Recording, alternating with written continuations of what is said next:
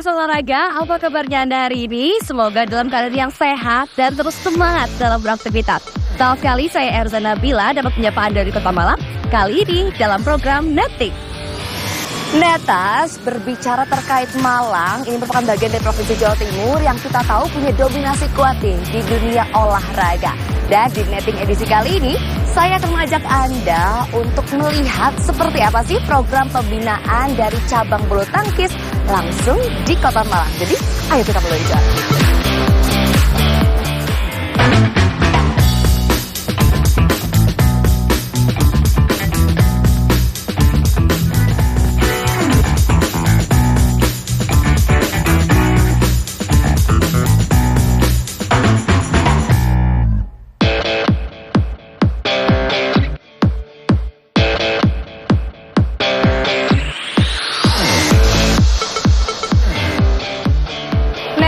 Saat ini saya sudah berada di Platinum Arena Malang, menjadi salah satu lokasi untuk pembinaan bulu tangkis di Kota Malang.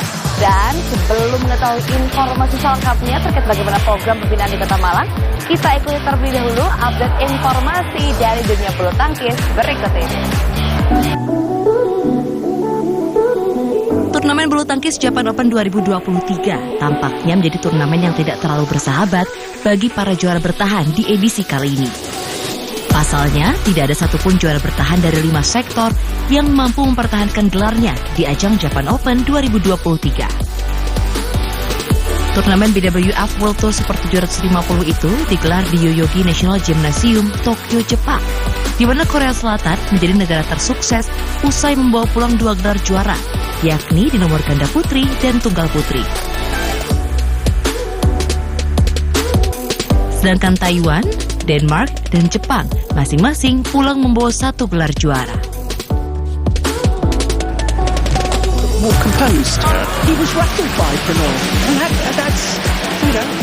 Di sektor tunggal putra, Jonathan Christie menjadi satu-satunya wakil Indonesia yang mampu menembus partai final Japan Open 2023. Namun sayang, pemain yang akrab disapa Jojo itu harus puas dengan hasil runner-up. Axelsen benar-benar menunjukkan kualitasnya sebagai pemain nomor 1 dunia. Jonathan dibuat jatuh bangun menahan serangan yang terus diberikan Axelsen dan harus mengakui ketangguhan lawannya dengan skor 7-21.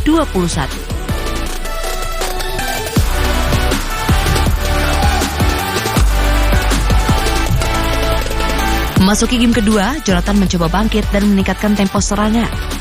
Sempat tertinggal 2-4, Jonathan sanggup membalikan keadaan menjadi unggul 7-4. Setelah itu, Jonathan dan Axelsen pun saling berbalas poin.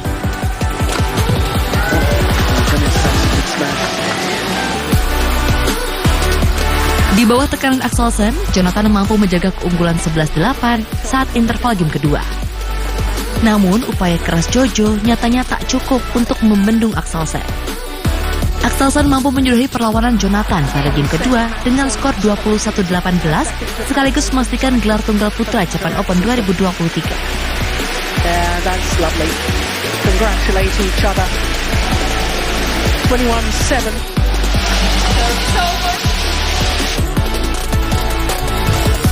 Di sektor tunggal putri, pebulu tangkis Korea Selatan, An So-young berhasil membawa pulang gelar juara usai mengalahkan wakil Cina, He Bingjiao.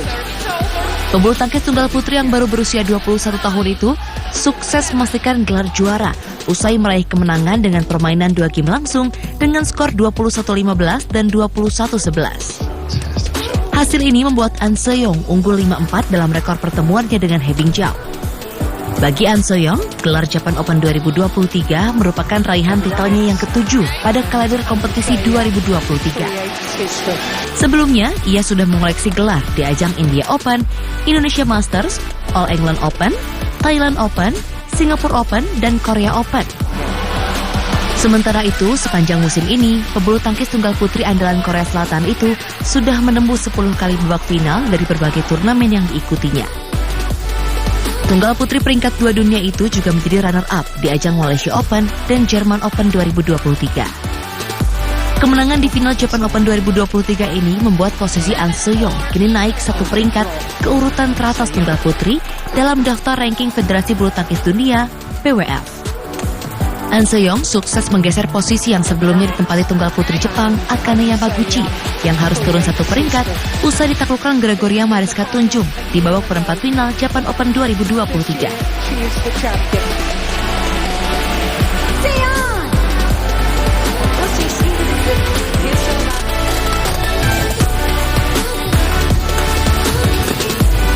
Sedangkan satu gelar lainnya yang berhasil dibawa pulang Korea Selatan pada perhelatan turnamen bulu tangkis Japan Open 2023 adalah di sektor ganda putri melalui pasangan Kim So-young, Kong Hye-yo. Mereka sukses menjadi juara usai mengalahkan ganda putri yang menempati unggulan pertama asal Cina, Cheng Qingchen, Jia Yifan. Pada pertandingan partai final, Kim Kong berhasil mengakhiri perlawanan ganda putri peringkat 1 dunia itu dalam permainan 2 game langsung dengan skor 21-17 dan 21-14 dalam tempo selama 50 menit. Kemenangan ini sekaligus menjadikan Korea Selatan sebagai negara tersukses usai membawa pulang 2 gelar di ajang Japan Open 2023. Sementara itu, bagi Kim So-young, Kong Hye-yo, ini adalah gelar juara ketiga yang mereka raih sepanjang tahun ini setelah Thailand Open dan All England 2023. Kemenangan ini juga memperkecil ketertinggalan head-to-head pertemuan mereka dengan Cheng Qingchen Jia Yifan menjadi 5-10. Tidak hanya itu, kemenangan ini juga menjadi ajang pembalasan atas kekalahan mereka di final Korea Open 2023 pekan lalu yang dimenangkan Cheng Qingchen Jia Yifan. Oh dear, they back at her in the face. Sementara itu, di sektor ganda putra, Taiwan membawa pulang satu gelar juara setelah pasangan Li Yang Wang Chilin berhasil pecah telur dengan menjuarai Japan Open 2023. Juara Olimpiade Tokyo 2020 itu memastikan gelar pada turnamen BWF World Tour Super 750 tersebut setelah menundukkan pasangan ganda putra wakil tuan rumah Takuro Hoki Yugo Kobayashi. Gelar Japan Open 2023 menjadi final pertama Li Wang dalam kurun waktu 370 hari sejak mereka berlaga pada partai puncak Taipei di tahun lalu.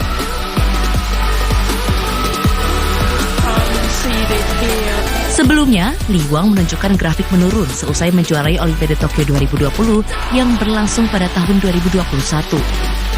Hasil-hasil yang diraih Li Wang seolah menggambarkan bahwa mereka sedang dikutuk oleh medali emas yang mereka dapatkan. Tidak hanya itu, Li Wang bahkan tidak pernah mencapai laga final pada turnamen BWF World Tour setelah menjejakkan kaki di podium tertinggi Olimpiade. Li Wang pertama kali merasakan final lagi setelah berstatus juara Olimpiade ketika tampil di rumah sendiri pada Taipei Open 2022 lalu.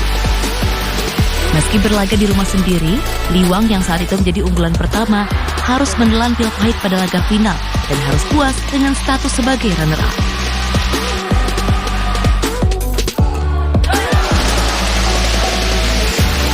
Adapun Jepang selaku tuan rumah berhasil mengamankan satu gelar melalui Yuta Watanabe, Arisa Higashino dari nomor ganda campuran. Kemenangan yang diraih pasangan ganda campuran peringkat 2 dunia itu sekaligus menyelamatkan muka tuan rumah dari nirgelar. Pada laga final, Yuta Arisa berhasil mengalahkan pasangan ganda campuran andalan Thailand, Decapul Povaranukroh, Sapsireter Tanachai. Yuta Arisa sukses mengakhiri perlawanan sengit yang diberikan ganda campuran peringkat 3 dunia itu usai melakoni pertandingan rubber game dengan skor 17-21, 21-16, dan 21-15. Bagi Yuta Watanabe Arisa Higashino, gelar di turnamen bulu tangkis Japan Open ini merupakan gelar kedua yang mereka raih di tahun ini. Setelah sebelumnya, mereka juga sukses meraih gelar di ajang India Open 2023. Selain itu, gelar juara yang diraih Yuta Watanabe Arisa Higashino juga menjadi hiburan bagi publik tuan rumah karena berhasil meraih satu gelar juara dari 2 wakil yang tampil di final.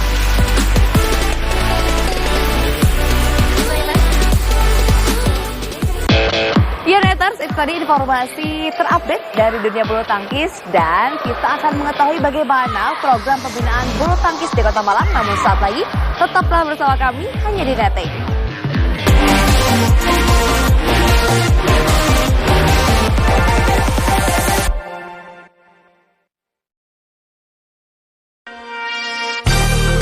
Sudah mengenal olahraga tradisional sepak bola api dari Cirebon?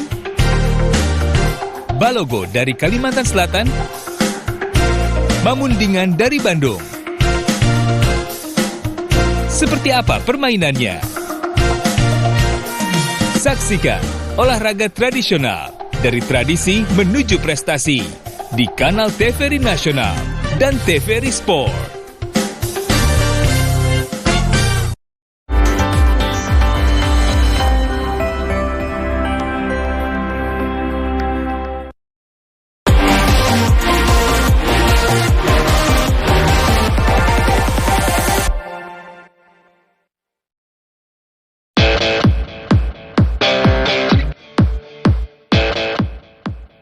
Neters, terima kasih masih bersama kami tentunya dalam program Netting.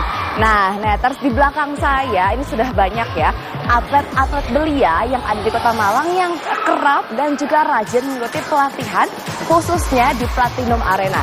Dan kali ini kita akan langsung melihat seperti apa sih program latihannya yang akan kami sajikan dalam informasi selengkapnya di segmen berikutnya.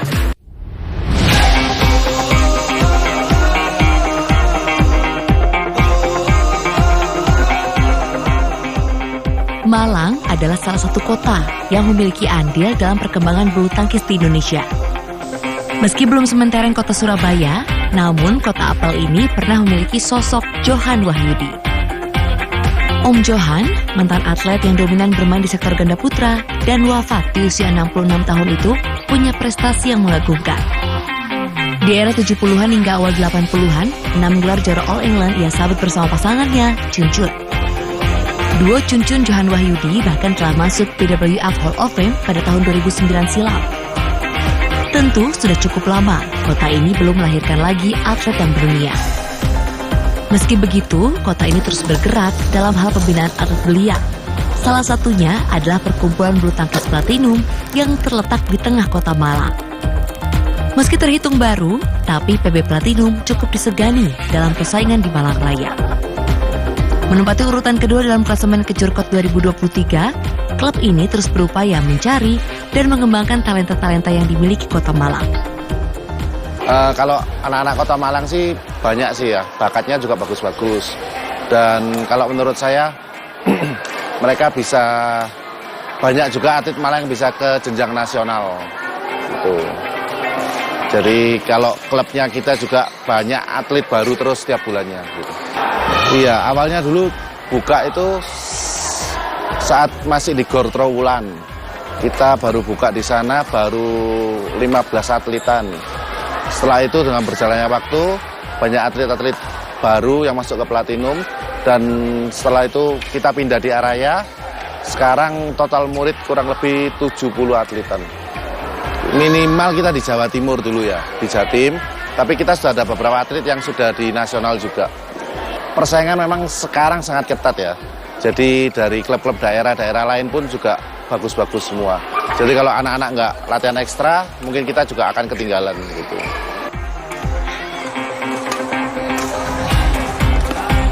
Namun harus diakui, klub-klub bulu tangkis saat ini dituntut untuk mandiri dengan faktor pendanaan menjadi hal klasik yang membuat banyak perkumpulan bulu tangkis bubar secara teratur. Diperlukan pihak-pihak yang peduli untuk bisa menciptakan ekosistem bulu tangkis yang dapat bersaing secara sehat. Awalnya pasti terjun karena bisnis ya. Saya melihat peluang bisnis di badminton oke. Jadi apalagi di Malang waktu itu belum ada gor yang standarnya bagus. Yang pakai karpet, lalu warna gedungnya yang memang untuk badminton. Rata-rata masih ini ya, balai-balai RW, balai desa kecil-kecil gitu. Lalu saya melihat peluang itu dari waktu saya ada kerjaan di Batam. Ya, di sana gornya gede-gede dan antri. Jadi kita booking bisa H+2, H+3 baru dapat. Dari situ saya kalkulasi, baru jadi gor pertama 3 line. Gor pertama 3 line, pasti penuh-penuh terus. Tiap malam udah nolak-nolak pelanggan terus, akhirnya cari lagi sampai ke Sidoarjo waktu itu. Karena di sana tanah relatif lebih murah. Tapi jodohnya ternyata tetap di Malang, kami dapat gedung ini, kami ukur-ukur, jadilah 18 line. Di sini sempat maju atau mundur masih bingung, sempat ragu. 18 ini bisa penuh nggak ya?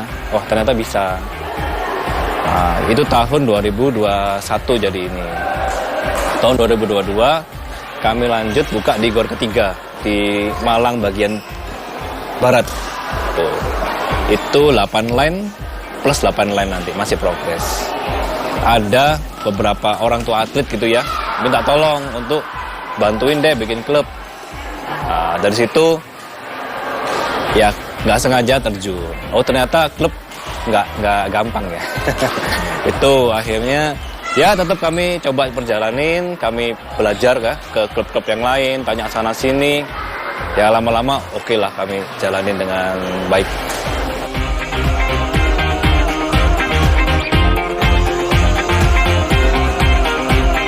Pasang surut dijalani PB Platinum untuk dapat bertahan di masa pandemi. Meski tak menguntungkan dari sisi bisnis, namun melalui tangan-tangan profesional lah, diharapkan klub-klub daerah dapat bertumbuh atau setidaknya bertahan untuk melahirkan Johan Wahyudi lainnya.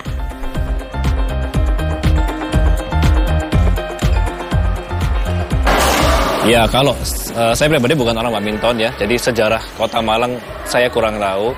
Tapi nggak sedikit atlet-atlet dari Kota Malang yang go internasional, pelatih internasional. Jadi harapannya sejarah itu bisalah dibangkitkan kembali. Harapannya sih gairah bulu tangkis Malang bisa naik lagi, menciptakan atlet yang seperti dulu lagi.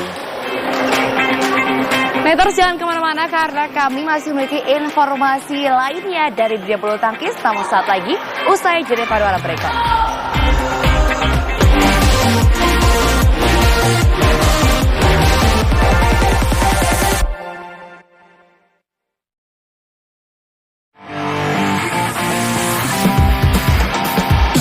Anda pecinta olahraga? Perbaharui informasi Anda dengan menyaksikan Monitor Olahraga. Tayang 30 menit. Just switching it right at the last minute there. Certainly knows how to turn it on. And then you've got someone in. Di TVRI Nasional dan kanal digital TVRI Sport. Soccer Mania, jangan lewatkan pertandingan friendly match tim papan atas. Rabu 2 Agustus 2023 pukul 18, Liverpool versus Bayern Munich. Selasa 8 Agustus 2023 pukul 00.30 waktu Indonesia Barat, Liverpool versus SV Darmstadt 98. Hanya di TVRI Sport.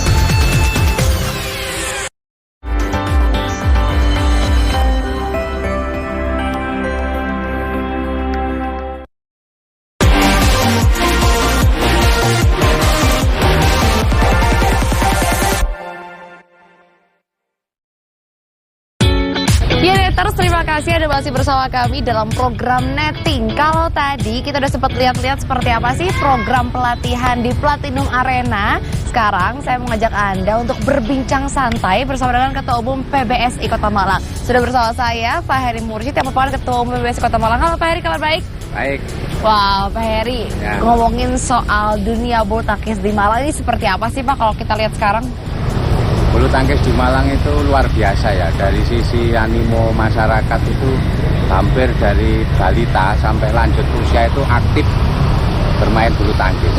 Jadi setiap kita ada event itu selalu euforia masyarakat itu meriah sekali. Oke, jadi euforia masyarakat oke, antusiasmenya juga oke. Nah, talentanya gimana Pak Mem? Apakah banyak yang juga punya bakat-bakat alami di dunia bulu tangkis atau seperti apa? Ya, memang kalau dilihat dari sisi prestasi itu Malang memang sudah lama tidak melahirkan atlet yang belum ada bintangnya lagi nih apa ya? Tapi terakhir ada perkembangan, kita punya atlet yang kemarin barusan itu juara Grand Prix internasional untuk junior. Di 2 nomor sekaligus. Jadi sama siapa Pak, maaf? Kensi. Oke. Kensi itu kemarin juara di ganda putra dan ganda campuran runner up itu internasional. Itu junior ya. Mudah-mudahan ini dulu ya anak didik kita.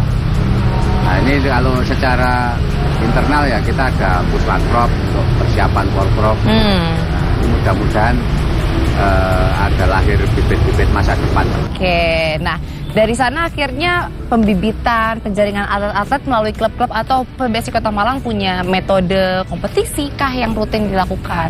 Ya, kita minimal setahun itu mesti ada event untuk penjaringan atlet. Jadi dari klub-klub yang latihan di klubnya masing-masing, kita ada event ke Jurkot. Open, bisa Wali Kota Open atau titelnya bisa dari sponsor itu. Nah, dari event-event yang kita gelar itu kita pilih dari klub-klub ini atlet-atlet terbaik. Kemudian kita masukkan ke pelacap yang kita kirim untuk turnamen antar daerah. Misalnya Porprov atau GBM, GGM antar daerah. Itu yang kita pilih dari atlet-atlet terbaik dari hasil event-event itu. Nah terus Pak, selain kompetisi berarti menjadi hal yang juga wajib dilakukan. Pembinaan menjadi PR berarti bagi PBSI Kota Malang. Kalau misalnya ngomongin prestasi sejauh ini dari atlet-atlet bulu tangkis Kota Malang yang menjadi catatan dari PBSI Kota Malang ini ada siapa aja sih Pak? Kalau yang dulu banyak ya, iya, boleh. Tapi yang terakhir ini memang masih di level junior Mbak, yang bisa tembus internasional. Ya. Kalau yang senior masih belum lah. Mudah-mudahan yang juara junior ini bisa konsisten ya Pak ya? Konsisten sampai bisa dapat titel di seniornya lah. Wah ini sayang Pak ya, dari junior udah terbentuk gitu, tapi kalau di senior malah agak kendor gitu. Apa kira-kira sih Pak yang kalau misalnya Bapak melihat permasalahan apa sih kok kayaknya di Malang ketahan di usia-usia senior kayak gitu? Saya pikir masalah prestasi atlet ya, itu handicap atau kesulitan di semua daerah sama. Karena untuk jadi atlet itu kan dilema antara pendidikan sama jadi atlet. Pada saat orang memilih jadi atlet secara akademis pasti ada yang harus dikalahkan. Nah, orang tua sekarang kan sementara di Indonesia sistem pembinaan itu baru dihargai kalau sudah berprestasi. Pada saat masih merintis untuk prestasi masih belum dilirik gitu belum ada penghargaan. Artinya orang tua harus mengorbankan anaknya dulu untuk melupakan pendidikan untuk menekuni jadi atlet. Ya itu tak pikir masalah basic se-Indonesia, masalah prestasi dan pembibitan seperti itulah. Kecuali ada orang yang memang ini kan juga langka ya, situasi kondisi di mana misalnya orang tuanya mampu, sekolahnya akademisnya di nomor 2 kan, hobinya badminton misalnya, bulu tangkis. Terus ya udah nggak sekolah nggak apa-apa, toh kemampuan orang tuanya masa depannya aman. Kebetulan hobinya pas, bakatnya pas bagus. Ini nyari kondisi seperti itu kan juga nggak satu dari berapa probabilitasnya susah gitu ya Pak ya. Ini masalah ya, karena badminton menuntut fisik ya. Beda dengan olahraga lain yang tidak perlu fisik, sehingga mungkin akademis sama prestasi bisa jalan barengan, bisa paralel. Kalau ini mau jadi atlet ya sudah nggak mungkin untuk bisa 100% belajar secara serius, secara akademis itu nggak mungkin, karena tuntutan latihan atlet itu sudah menguras fisik. Keras ya Pak ya, benar-benar harus fokus, harus serius dan benar-benar disiplin ditekuni secara konsisten. Terus Pak, kalau Bapak dan pengurus PBSI sekarang punya terobosan apa sih Pak untuk kemajuan bulu tangkis di Kota Malang? Apalagi kan ini udah periode ketiga ya Pak ya, Bapak memimpin PBSI di Kota Malang ini. Ya kita selama ini memberi insentif ke ini ya, bantuan misalnya latihan kok atau apa ke klub. Kemudian kita supaya animo makin semangat untuk ikut turnamen, dan ini setiap ada prestasi podium kita kasih apresiasi khusus buat atlet dan klubnya. Terus ini di samping itu kita juga menggalakkan konsep lain supaya bukan sekedar olahraga tapi juga sportainment. Kayak kemarin kita gabung dengan kejuaraan antar kelurahan, sehingga masyarakat juga langsung ke akar ya. Artinya supaya badminton ini, bulu tangkis ini menjadi olahraga yang favorit, yang bisa membanggakan, sehingga banyak orang tua yang mensupport anaknya kalau jadi atlet. Oke, sekaligus jadi harapan juga ya Pak, mudah-mudahan semakin banyak orang tua yang support untuk anak-anak menjadi atlet bulu tangkis dan bisa membawa harum nama kota Malang di berbagai kompetisi. Iya. Wah, Pak Heri, terima kasih ya Pak atas waktunya. Berarti harapannya semoga semakin banyak orang tua yang support anak-anaknya buat jadi atlet dan membawa harum nama kota Malang di berbagai kejuaraan. Sukses terus ya Pak ya bersama dengan PBSI. Amin. Nah, pemirsa, tadi perbincangan saya bersama dengan Pak Heri Mursyid, Ketua Umum PBSI Kota Malang, yang juga sekaligus menutup perjumpaan kita di netting edisi kali ini. Mewakili kerabat kerja yang bertugas, saya Erza Nabila pamit undur diri. Jangan lupa untuk terus saksikan netting yang tayang setiap minggunya di waktu dan jam yang sama. Sampai jumpa dan jangan lupa terus berolahraga.